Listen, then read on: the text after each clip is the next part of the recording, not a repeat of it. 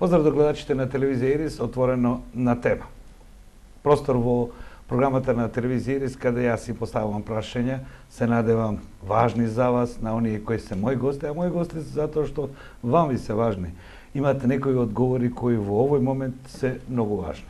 Или како што велам, името на емисијата е на тема, отворена е методологија на разговор, ама на тема. И ме подсетува тоа кога теми ми даваше учителката, ама овој пат оваа тема ја дава историјата. Може би прекрупен е зборот, но мојот печаток е дека секоја генерација излегува еднаш или два пати пред предизвиците на своето време. Ова е предизвик на овие генерации. Вела дека овај кој како го чувствува, тоа е лична работа, но во секој случај имаме неподелено мислење барем околу тоа. Овој референдум е историски.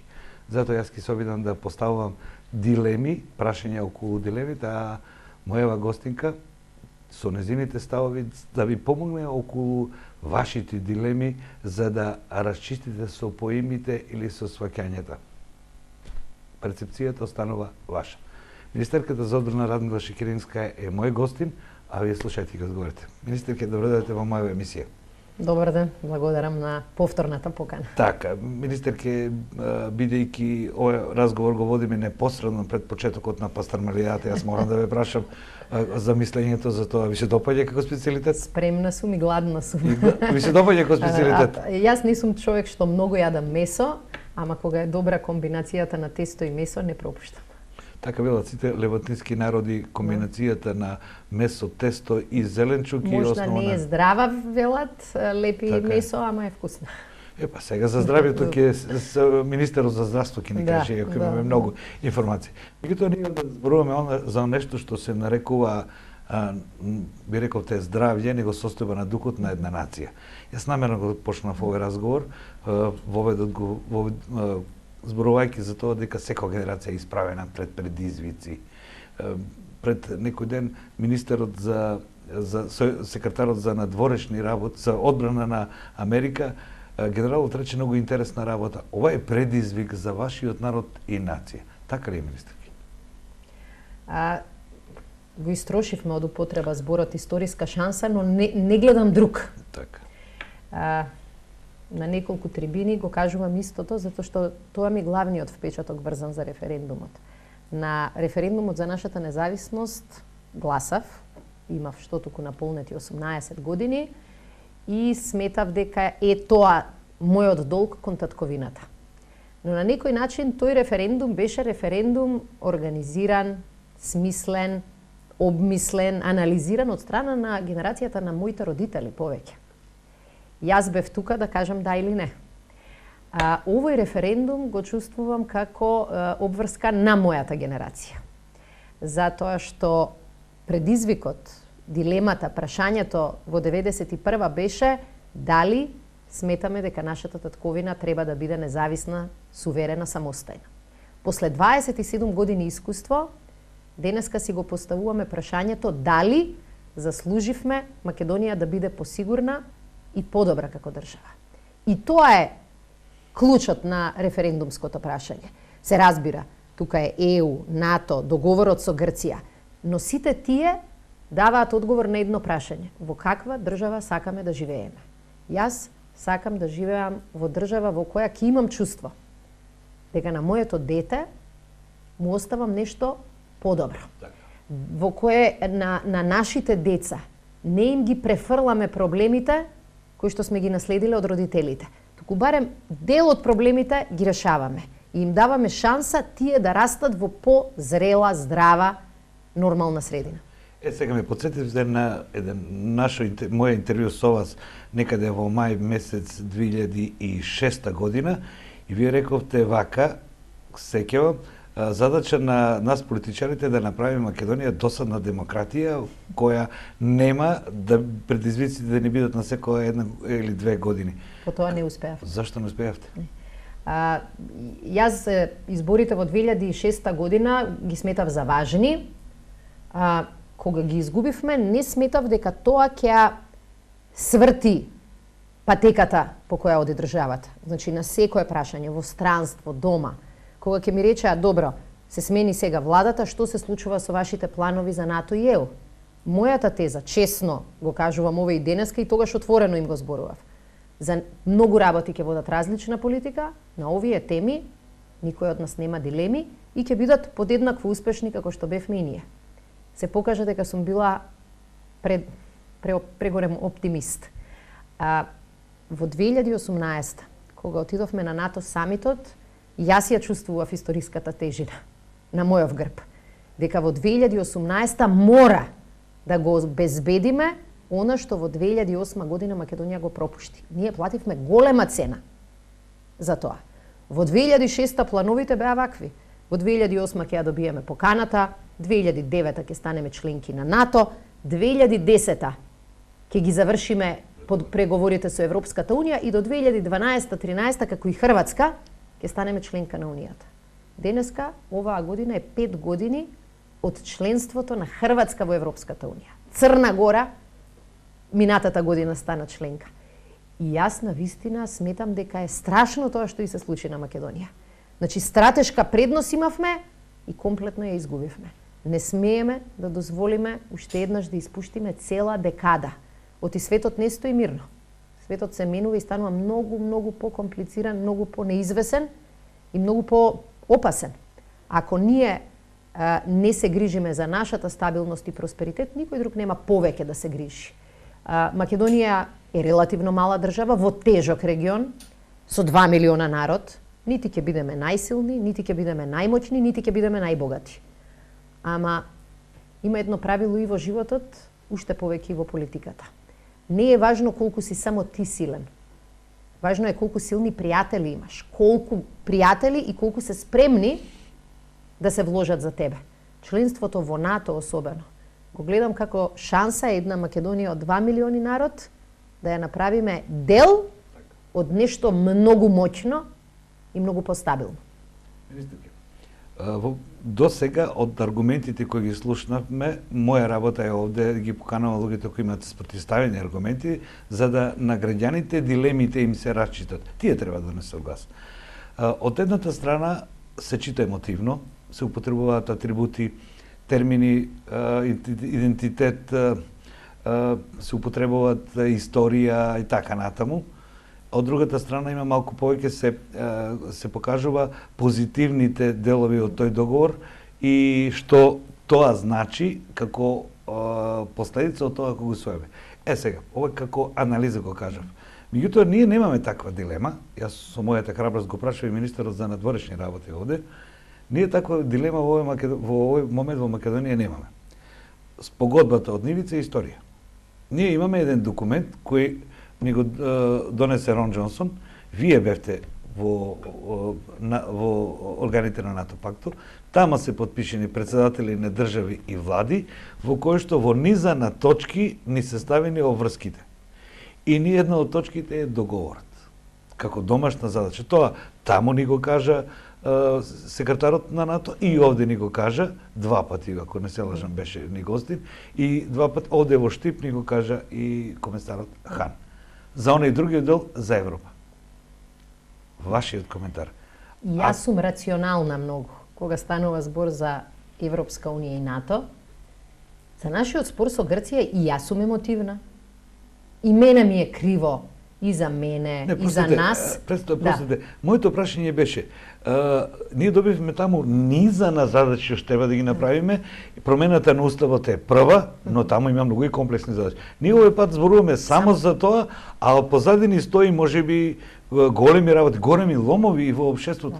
Јас во делот барем на НАТО членството не гледам ниту едно прашање кое може да ни стане проблем. И јас навистина очекувам дека негдека во февруари или во март ние ќе имаме протокол за членување во НАТО.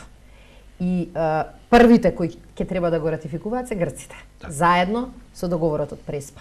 Но се враќам јас назад, мислам дека е важно да кажеме дека е во ред што голем дел од граѓаните се чувствуваат емотивно. Сите ние во целиве преговори бевме и емотивни. И постојано стававме на вага. Што е од оваа страна на вагата, што е од тука? Што е поважно, што е потешко, што е полесно? Јас би сакала и за мене, и за нашава влада, и за нашава држава, Македонија, да не се соочуваше со ваков проблем. Има држави што станаа членки на НАТО и ЕУ и нема ниту еден сосед кој нешто им проблематизираше. Таква ни била судбината, нема да кажам среќата. Македонија, ако гледате назад во историјата, никогаш не го имала најлесниот пат. Но што сме научиле од историјата? Дека треба да бидеме паметни. Не да играме на прва топка, треба да играме паметни и треба да бидеме на вистинската страна. 44-та. Нашето создавање на држава во рамките на поранешна Југославија беше возможно и заради тоа што бевме на вистинската страна, на страна на антифашизмот. Во овие моменти и ние гледавме кои се предностите, кои се маните. Меѓутоа, токму како луѓе кои говорат македонски јазик, кои ја чувствуваат таа потреба на македонскиот народ, не само да биде толериран, туку да биде признаен, прифатен, спомнат, затоа инсистиравме ваков да биде договорот. Да, договорот содржи еден крупен компромис од наша страна. Одиме во промена на уставот на нашето име. Меѓутоа, главниот страв поврзан со компромисот беше дека ако се смени името во Северна Македонија, ние ќе станеме северно-македонци и ќе тврдат дека нашиот јазик е северно-македонски. Јас сум разговарала со многу луѓе, сум гледала многу анкети сиве овие години.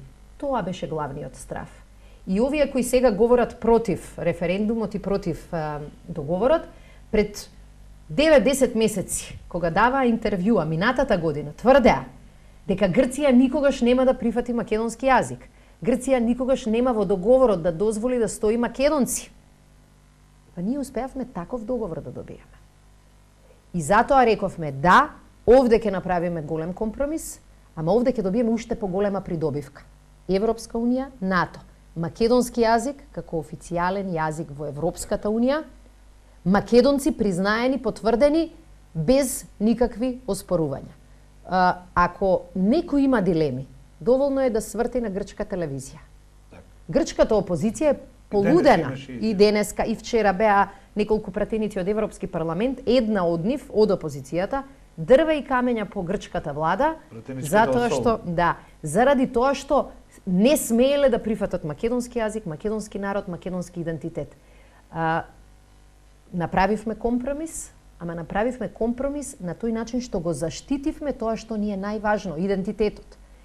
И тука се согласувам целосно со еден наш познат, признат професорот Малевски, кој вели, ако ја испуштиме оваа шанса, како што вие велевте, кога ќе се следат договорите, може да се предпостави дека 10 години ќе ги фрлиме во вода. Ќе заглавиме и следниот договор ќе биде полош. И во тој следен договор, вели професорот Малевски, нема да стои македонски јазик, нема да стои македонци, македонка, македонец. И затоа сметам дека навистина историска е не само шансата, историска е одговорноста кај секој од нас, не како политичари, сега како граѓани. Ако ова го испуштиме, касно ќе биде после да кажеме сме сгрешили. Сметам во втори дел од емисијава за ако не од негативната страна да разговараме. Вашата анализа за тоа, зашто толку различно го толкуваме оваа спогодба и од каде се аргументацијата на опозицијата која вели јазикот е изгубен, идентитетот е изгубен? Вие го знаете договорот и тие го читаат. Не е пишуван на свахили, англискиот е разбирлив и преведен е на македонски. Од каде го црпат тоа? Јас не жалам што во дебатата има емоции и кај мене има. Но многу жалам и многу критикувам кога има лаги. Ова е една од тие лаги. Ке прифатам да не критикуваат на сите други точки. Име, држава, устав и така натаму. Ама да не критикуваат таму каде што договорот е најдобар што може да биде, навистина е некоректно кон својата држава. Значи во договорот секој граѓанин може на еден клик да го отвори и во еден од првите членови да прочита македонски јазик во превод, Macedonian language. Значи не беше точна ни онаа лага дека ќе го ставиме македонски, ама само на кирилица без превод. Значи комплетно Macedonian, македонски, Macedуан и така натаму на сите јазици е службениот официјален јазик на државата. Македонец, македонско е државјанството во државата. И понатаму се зборува и за македонска култура, македонски утре никој нема да може да ги спори македонските ора, македонските песни, македонската литература, литературата на македонски јазик е тоа. И сето тоа е многу јасно во договорот. Ако некој имаше дилеми, доволно е да се види, например, што се случи на НАТО веб страната. НАТО продуцира видеа кои што служат за информирање на нивните земји членки, но од време на време ги прави и за членки кои се уште се надвор од алијансата. На најновото видео стои буквално придобивките на членството во НАТО, македонска верзија, Macedonian version. Кога отиде премиерот прв пат во нашата историја, премиерот Заев во Европскиот парламент во Страсбург, каде што целиот Европски парламент и сите пратенички групи станати плеска, тој кажуваше дека говори на својот мајчин македонски јазик, дека е македонец, зборуваше за својот идентитет, но и нашата потреба да најдеме разбирање со соседите. За мене тоа е еден од многуте докази дека кога ќе направиш паметен договор, нема да ти се загрози, туку ќе ти се зацврсти идентитетот. Ние имаме држава, се трудиме нашиот јазик, нашата култура да ја промовираме, ама кога ќе бидеме дел од сојуз од 500 милиони луѓе, во кој македонскиот јазик ќе биде исто официјален како германскиот, како францускиот. Тоа е за мене печат, потпис, печат, потврда за цврстување на нашите идентитетски теми. Моја импресија, зборуваме идентитет. Ако смеам да бидам храбар, па единствено што треба да го менуваме, доколку го прифатиме европскиот идентитет, да го менуваме она што сега не краси. Па нас не краси неможност да организираме ефикасна држава, ефикасно стопанство, ефикасен правен систем. Многу често немаме компатибилност со европските мејнстрим културни правци, се уште имаме турбофолк. Па ние, ако е така, па тоа што треба да го менуваме, па ние стварно треба да го менуваме идентитет. Јас мислам дека ако сме честни кон нашите, да кажем, идентитетски културни вредности, ние ќе избегаме од турбофолкот, ќе отидеме повеќе кон нашето народно творештво, кон нашите оригинални автори, но и јас велам вака, идентитетот да ни остане македонски, а менталитетот да ни стане малку поевропски. Така, се согласам со... И тука, иако и во Европа не тече во тој поглед мет и млеко, ако погледнете и кај нив мас културата... Декаденцијата во Европа е позна, сите богати општества се декадентни. Но овие обврски кои ги спомнавте, да, се дел од нашите ЕУ и НАТО критериуми, тие си ги должиме прво себе си. Кога зборуваме за ефикасно судство, јас не мислам дека ние тоа му го должиме на Столтенберг. Или на некој од Франција. Или на некој од Франција. Кога зборуваме за ефикасна администрација, нашата администрација Меркел нема да ја види. Ќе ја види секој граѓанин од Штип, од Карбинци, од Скопје. И за се понатаму истото важи. Уште една дилема имам, министерка, за која малку разговараме. Таму се предвидени формирање на комисии за археологија, историја и така натаму, извештаите ќе бидат на секој 6 месеци. Јас како македонец, не помалку од вас или од било кој други, се сомневам, кога ми е криво, штипски речено, кога слушам, еве, грците после 6 месеца ќе ни даваат негативна оценка, па тоа ќе биде сопирање на патот кон Европа. Тогаш се помислам, зашто не имаме академија, зашто не имаме толку универзитети, 4000 универзитетски професори имаме, 19 правни факултети, не знам колку катедри, и ако не можеме на европски, светски прифатлив начин со факти да се ја задржиме идентитетот, па тогаш зашто ќе преговараме? Еве, тоа е мојава дилема. Што велите вие? Да, честопати критичарите, не само на владата, оние кои велат не ни го чувате идентитетот, практично толку имаат недоверба кон својата држава и кон своите институции, кон своите представници, кон своите научници, што просто ме навредува. Знаете како, сета наша историја покажа дека многу грешки сме правеле. Ама покажа дека квалитетни луѓе имаме. Честопати не знаеме да ги искористиме. Она што стои во договорите, тие формирање на заеднички комисии, тоа е, јас би рекла, стандардна европска пракса. Кога французите и германците решија дека треба да прават заеднички сојуз, кој што ќе ги спречи на секои 20 или 30 години да се убијат едни со други, седна и направија такви комисии, да ги разгледуваат учебниците, да дискутираат за историјата и знаете што? Не да ја менуваат. Оти за тоа, за да кажете дека е нешто историски факт, треба да имате податоци, тоа не сакам јас да го зборувам, тоа треба да го кажат историчарите. Меѓутоа, дали таа историја ќе ја користиме да создаваме омраза или да создаваме европски дух, тоа зависи од нас. Јас сум доволно возрастна за да сум растена сум на филмови за партизаните. Тоа беше во едно југословенско време. Сите офанзиви ги гледавме. Во сите офанзиви нормално германците беа лошите, партизаните беа добрите. Јас се уште се сеќавам на зборовите на мајка ми откако сум имала 5 или 6 години. Ама не се сите германци исти. И се трудела кај мене да не создаде црно-бела слика. Добри и лоши луѓе има и кај нас, добри и лоши луѓе има и од онаа страна на границата и тоа можеме да го видиме. Од една страна погледнете какви демонстрации во Грција се случуваат. Тоа дефинитивно не е европско однесување.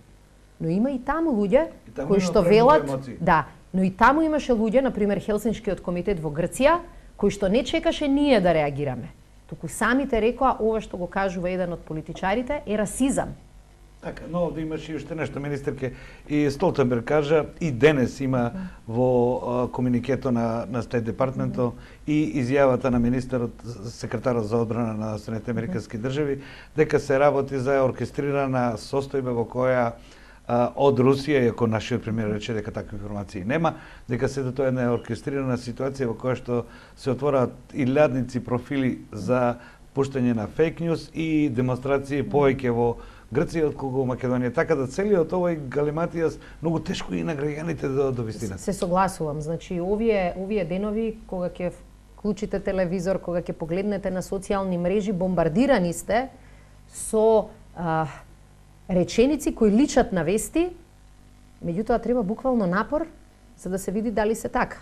Ќе го видите насловот, а текстот нешто сосема друго кажува. Јас сметам дека кога се соочуваме со историска одлука и одговорност, секој од нас треба да си ги анализира податоците, а не да ги прифаќа здраво за готово. Еве затоа велам, најлесно е на граѓаните да отворат и да прочитаат делови од договорот. Ако имаат било каков сомнеш дека некој не ја говори вистината, да отидат таму каде што е вистинската информација. Во Македонија имате и домашни структури кои не сакаат ова да успее. Ако Македонија стане ни референдумот, ни договорот со Грција, ниту да станеме членка на НАТО и на Европската унија. Членство во ЕУ можете да се раздвојат. Бидејќи тоа е мислењето на другата страна. Договорот во Невици и референдумот како услов за тоа што е не знам колку 27 гости имавте за овие 2 недели. Денес прочитав некаде дека 27 или 26 високи гости, не рачунајќи ги домашните амбасадори кај нас. Сега, ако разговараме вака, нели пренесуваме со сопствена недоверба? Или вака, да можеше да се одвојат овие две работи. Зарем мислевте дека владата ќе земеше толку тешко прашање да го решава? И ние ќе речевме, остај го. Некој друг похрабар од нас нека дојде да го решава. Па јас од истава опозиција постојано изминативе 11 години слушав дека и тие сметаат дека ова прашање не блокира. И точно е дека ова прашање секогаш ни правело сопки. Ако имаше било каква шанса да ја бутнеме државава напред како што можевме во 2007 и 2008, без притоа да го заокружиме, да го затвориме овој спор, секој од нас ќе беше за таа опција. Меѓутоа, да кажете ми еден политичар, странски, на Европска унија, на НАТО, кој дојде и каже има шанси. Не сите беа многу јасни, многу експлицитни. Нашите политичари велат, вие ги викате да доаѓаат на гости, да ви прибидат супорт. Што мислите, Ангела Меркел не ја викаа предходните влади да дојде? Јас се сеќавам во 2007 година, тогашната влада велеше не икеме сега да почнеме преговори, ќе чекаме Германија да биде председавач, Меркел тогаш ќе ни ги донесе преговорите. 11 години помина, Меркел не носи преговори. Не функционира така. Меркел може да ти донесе поддршка, ама сам теренот треба да си го изработиш. Министерке. И затоа, за жал, не можат да се одвојат работите. И втора работа која што е многу јасна е дека светот покажа дека околу нас немаме непријатели.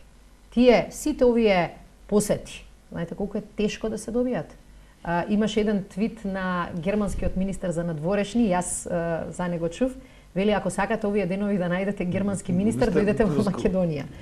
И кога ќе видите дека првиот човек на Европската Унија има изјава на македонски јазик, каде што ни вели полјакот Доналд Таск, вели јас едно научи во животот, кога ќе имаш шанса, не ја испуштај.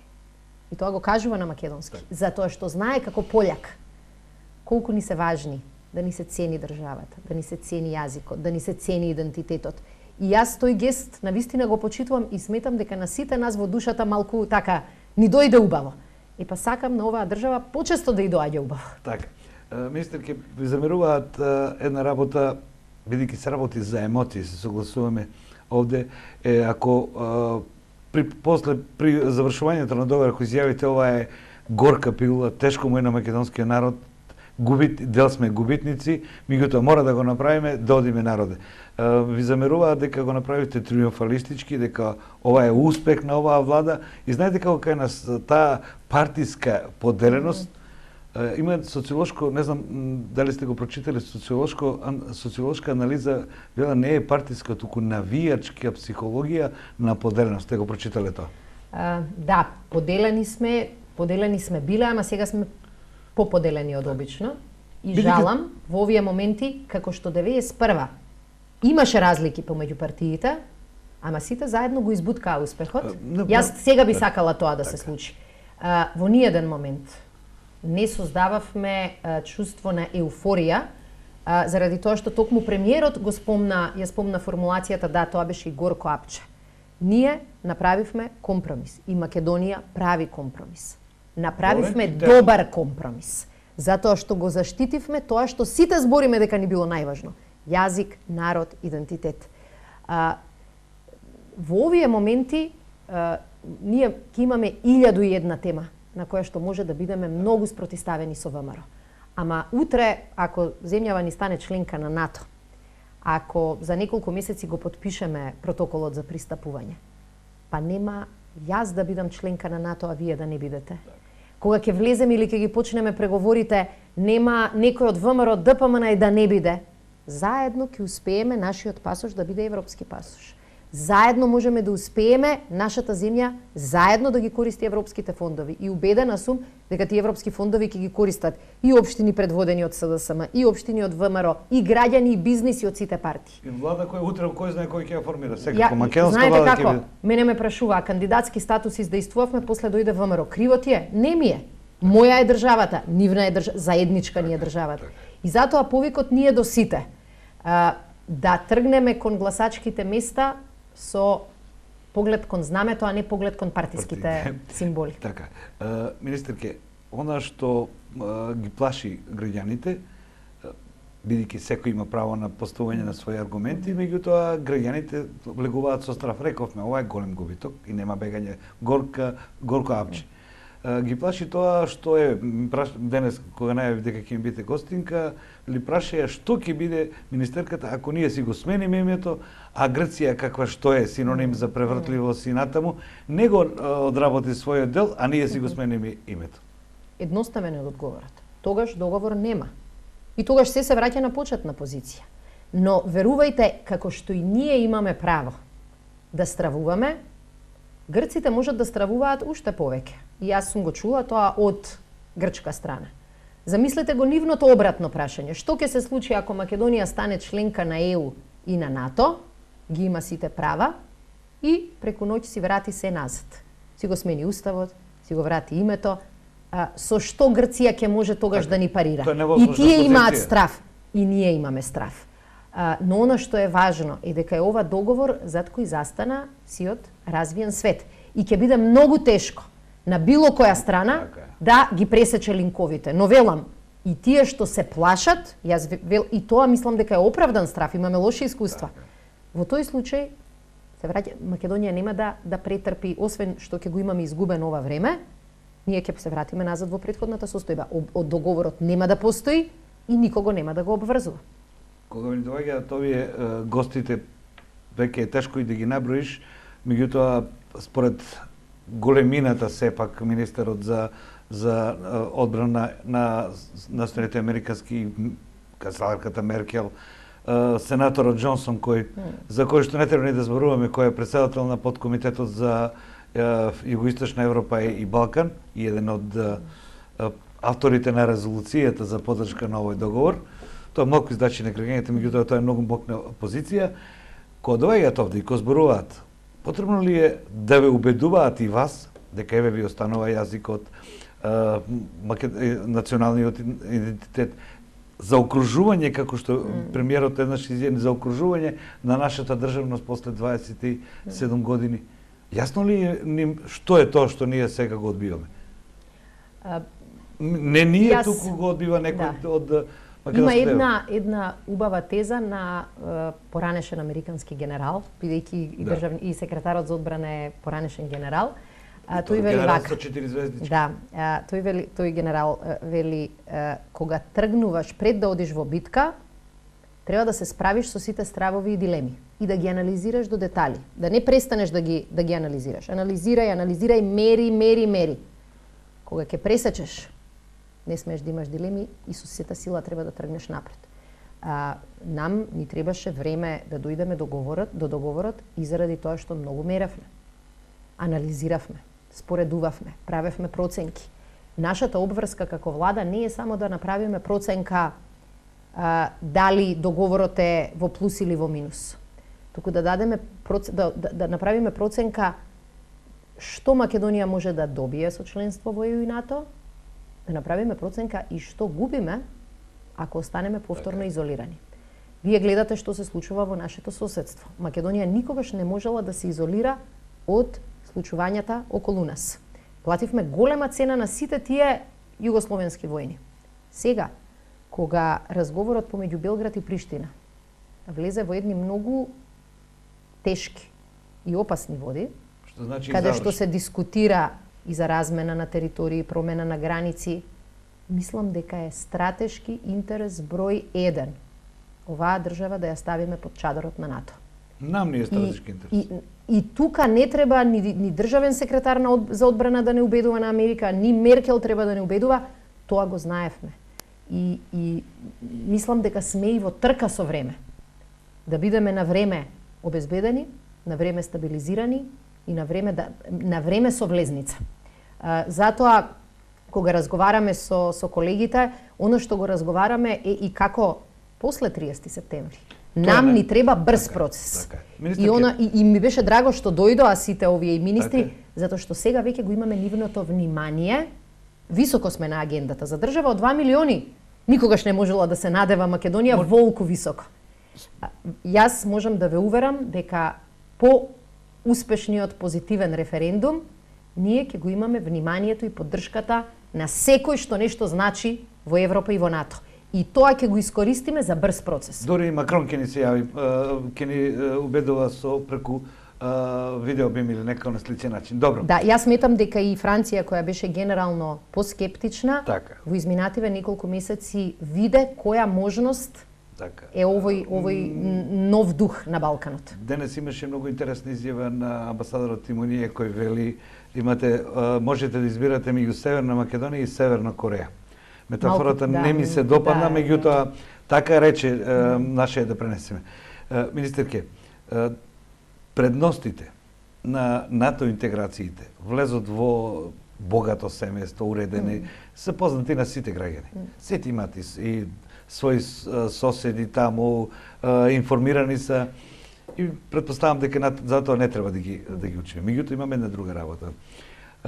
Имаме, како што рековме на почетокот, спротивставени страни. Пред еден ден, шефот на опозицијата рече, почекајте, ова црнило ќе помине, ќе заврши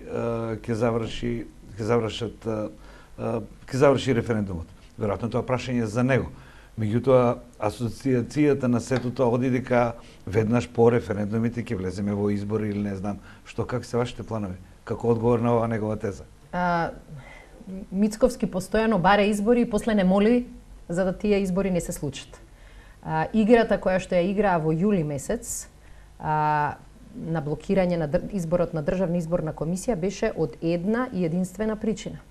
А тоа е да спречат избори. Јас бев присутна на токму таа лидерска средба каде што тие беа убедени дека заедно со референдумот ќе организираме избори, што многу ќе ни одговараше нас, и беа уплашени и единствен начин им беше ако може да блокираат и формирање на ДИК, само тоа да не се случи. И ние тогаш им кажавме, ние го држиме зборот, нема да правиме избори. Затоа што сметаме дека во овој момент фокусот мора да ни биде Македонија, а не СДСМ. И се надеваме дека бар еден дел од ВМРО ДПМН ќе го мисли тоа и од нивна страна. Знаете која е надежта на неколкуте луѓе во врвот на ВМРО ДПМН? Да направат се за да го отежнат референдумот, за да утре пак се вратиме на преговарачка маса и на лидерски средби да ни бараат амнестија во замена за поддршка. И мислам дека... Иако изјави господин Мицковски дека нема да бара... Па така тврдеше и пред јули, па кога седнавме на јули, ние не зборуваше за референдумот, не зборуваше за договорот, зборуваше за кривичниот закон и членот 353. Ние не го измисливме членот 353. Не бараше амнестија за оние од 27 април, бараше амнестија за оние кои што ја злоупотребиле службената положба. И секој пат кога тоа ќе им го спомнеме, тие стануваат многу нервозни и утре тоа ќе се случи, предпоставувам, и велат вие ќе одговарате по тој член. Тој тип на игра дека за политичарите ќе важи нешто друго, навистина е неприфатлива. Тоа е дел од европската промена која граѓаните ја бараат. Да не бидеме ние над законот. Напротив, да бидеме повеќе под лупа на јавноста. Да не контролираат повеќе. И затоа таа е играта. Ние сакаме овој процес да успее. Роковите ни се многу... Вие велите нема алтернатива. Имаме референдум, ние велиме ова е нашиот пат, ова е нашиот предлог. Сте чуле некој друг предлог? Јас никогаш не бегам од дебати. Никогаш немам проблем да прифатам дека некој друг има поинаков сосема став. Ама кога ќе видам од оваа страна има став, мислење и одреден пат, а од оваа страна нема пат, нема проект за пат. Ставот на ВМРО ДПМН е дека немаат став. Денеска е еден, утре е друг. Едно се зборува на странци, друго се зборува на општински комитети, трето се зборува во јавност. Тоа е нивна работа, не сакам премногу во тоа да се мешам. Сакам да кажам дека во оваа наша Македонија никој не излезе со поинаква агенда. Ако нема так поинаква агенда, дајте целата енергија да ја ставиме на оваа агенда. Нам ќе ни треба многу брз процес за да до февруари, март Грција може да го ратификува договорот и да го добиеме договорот за пристапување кон НАТО. Таму се јасни постапките, во исто време се усвојуваат и протоколите. Наше како медиум не е важно на граѓаните да кажеме дека тоа е според договорот, но и според изјавите на сите релевантни личности од секретарот Столтенберг до Туск, до комесарот така натаму. Министерке, никој не сака црни сценарија, така? Меѓутоа, го читате ден вашиот пост денес? Не. Не, таму имате една анализа негативно сценарија во Македонија, така. Во кое што има нешто слично имаше и во Дојче Веле од наши новинари. Прочитате го вашето пост денешен. Вчерашен, тоест ние денес го читаме. Таму има тоа сценарија што ако што не и кој ќе ја понесе одговорноста.